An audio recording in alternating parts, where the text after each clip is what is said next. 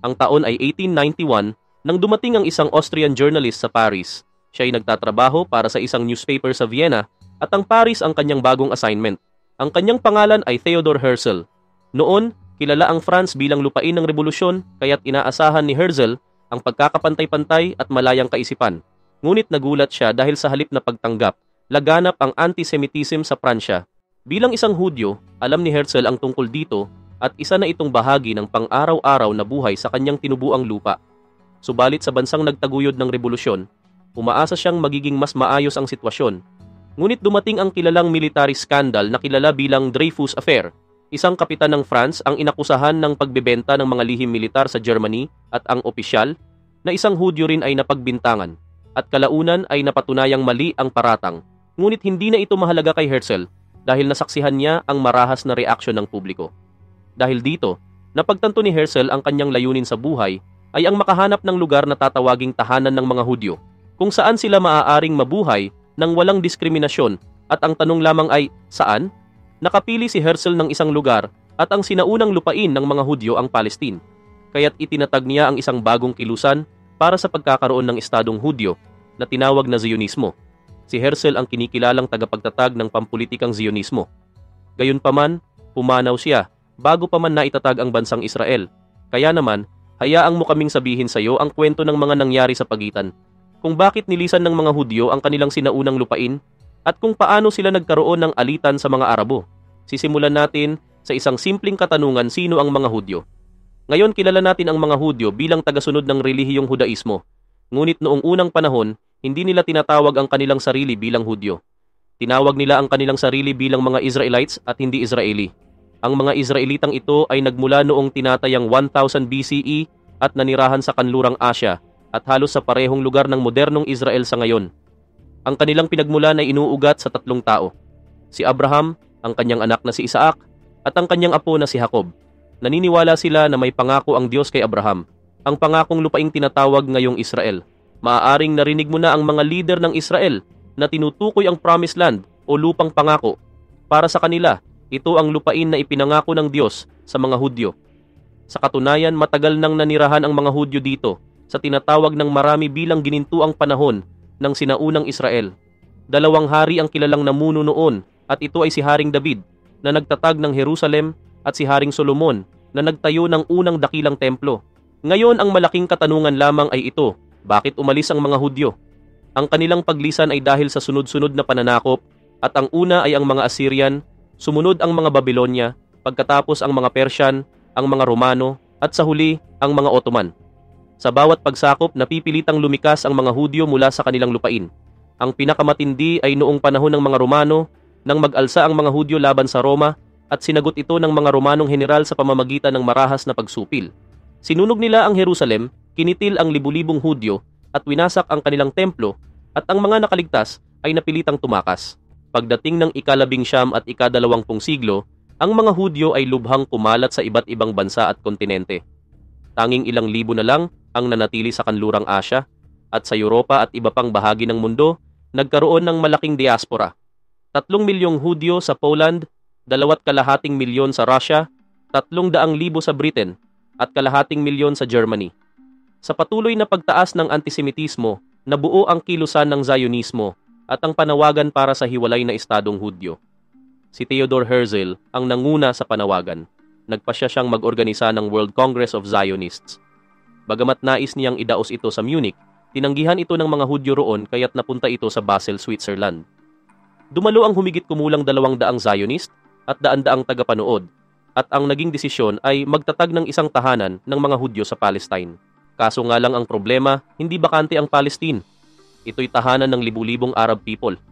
Kaya naman paano gagawin ng mga Hudyo itong kanilang sariling tahanan? Nagkaroong ng plano si Herzl at kanyang mga kasama. Noong panahon na yon, ang Palestine ay kontrolado ng Ottoman Empire. Noong 1896, nagtungo si Herzl sa Constantinople na ngayoy Istanbul at nagtagal doon ng 11 araw, ngunit hindi niya nakaharap ang sultan.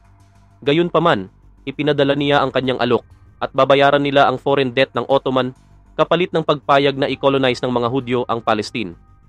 Tinanggihan ito ng sultan at nang bumagsak ang plano ng kolonisasyon, lumipat ang mga Zionist sa Plan B at ito ay ang paisa-isang pagbili ng lupa mula sa mga Ottoman landlord sa Palestine. Ito ang naging unang alo ng migration. Nagsimula silang bilhin ang lupa at magtanim. Ngunit para sa mga Arabong naninirahan doon, malinaw ang layunin ng mga Hudyo, hindi sila naroroon upang makibagay kundi upang mamuno. Pagkatapos mabili ang mga lupa, sinibak ng mga Hudyo ang mga Arabong manggagawa at magsasaka. Bumuo rin sila ng sarili nilang mga bayan at sentro tulad ng Tel Aviv noong 1909. Hindi kahawig ng mga Arabong pamayanan ang mga ito at sa halip, mukha silang European. Karamihan sa mga pundong ginamit dito ay mula sa ibang bansa, partikular mula sa mga Hudyo sa Amerika at Europa. Isang halimbawa ay ang Rothschild family, isa sa pinakamakapangyarihang dinastiya sa Europa na tumulong sa pagbili ng lupa sa Palestine. Sa kabila nito, ang migrasyon ay nananatiling dahan-dahan hanggang sa makialam ang Britain. At sa panahong iyon bago ang unang digmaang pandaigdig, ang Britain ang superpower. At humingi ng tulong ang mga Zionist sa London at ang tugon ay hindi masyadong masigasig. Sa kabila ng mga naunang pag-aatubili, iminungkahi ng Britain ang mga alternatibo sa Palestine bilang bagong tahanan ng mga Hudyo, mga lugar tulad ng Uganda at Argentina. Ngunit mariing tumanggi ang mga Zionist at ang nais nila ay ang kanilang sinaunang tahanan sa kanlurang Asya. Dumating ang unang digmaang pandaigdig at biglang kinailangan ng Britain ang suporta ng mga Hudyo. Kaya noong 1917, nag-offer sila ng kumpletong suporta. Ipinahayag ng Foreign Secretary ng Britain, si Arthur James Balfour, ang Balfour Declaration. Sinabi niya sa Rothschild family na susuportahan ng Britain ang pagtatatag ng tahanang Hudyo sa Palestina at pagkatapos ng digmaan may tsanse silang gawin ang mga ito. Matapos talunin ng mga Allied powers ang Ottoman Empire, napunta sa ilalim ng kontrol ng Britain ang Palestine at sa panahong ito, dumami na ang mga Hudyo sa Palestine, bagamat nananatili silang minorya.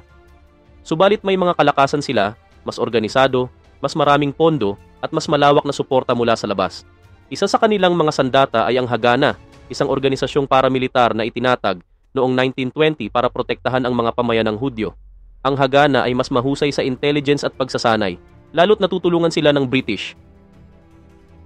Noong 1930, muling lumakas ang migrasyong Hudyo dahil sa mga pananakop at pagkitil na ginawa ni Hitler sa Nazi Germany. Ang biglang pagtaas ng populasyong Hudyo ay nagdulot ng malawakang pag-aalsa ng mga Palestino. Kaya naman ginawa ng mga Briton ang kadalasan nilang ginagawa at ito ay nagpanukala sila ng partition, isang estadong Hudyo para sa mga Hudyo at isang estadong Arabo para sa mga Palestino. Gayunpaman, tinanggihan ito ng panig ng mga Arabo. Tulad ng sa kasalukuyan, hati-hati ang kanilang pamunuan. Kahit paborable ang ilang mungkahi, hindi nila ito napakinabangan. Ang ganitong sitwasyon ng sagutan ay nagpatuloy hanggang sa ikalawang digmaang pandaigdig, kung kailan ang Britain ay nawalan na ng lakas sa parehong pinansyal at pampolitika. At sa huli nagpasya silang umatras. Iniwan nila ang issue sa United Nations at sinasabing ito na ngayon ang kanilang problema. Kaya't nagmungkahi ang UN ng isang plano at ito ang kanilang panukala ay 55% ng Palestine ang ilalaan sa estadong Hudyo, kabilang ang Negev Desert.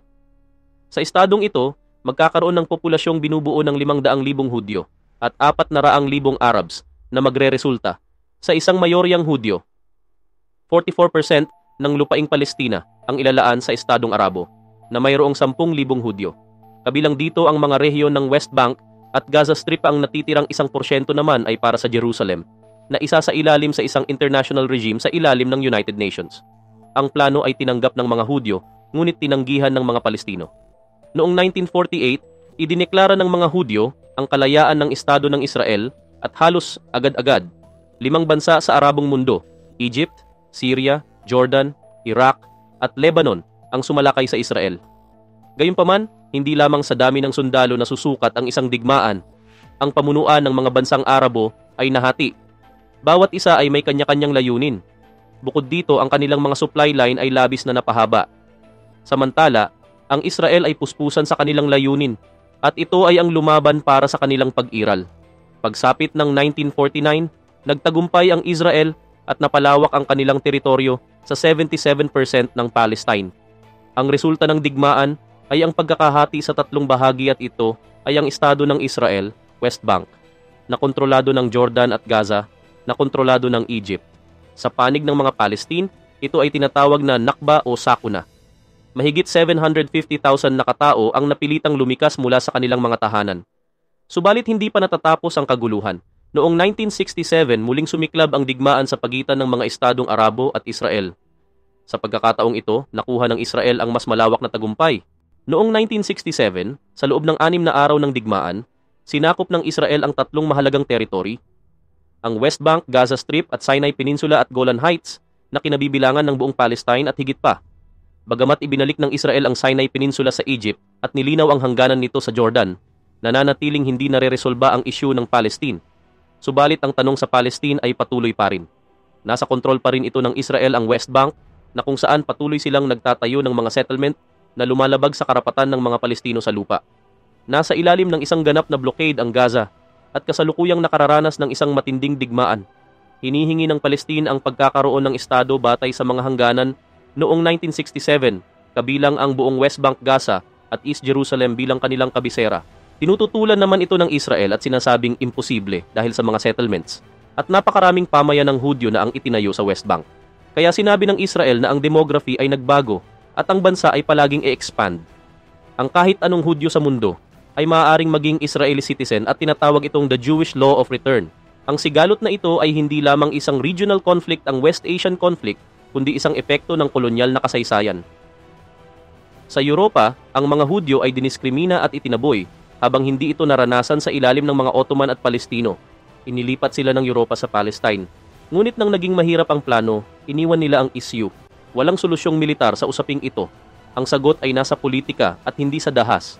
Ang tanging pag-asa ay ang mga moderato mula sa magkabilang panig na maaaring lumikha ng plano para sa hinaharap. Ngunit dapat mong tandaan, ang estado para sa Palestine ay simula pa lamang. Ang tunay na hamon ay kung paano magtatayo ng pagkakaibigan at kapayapaan sa pagitan ng dalawang estado.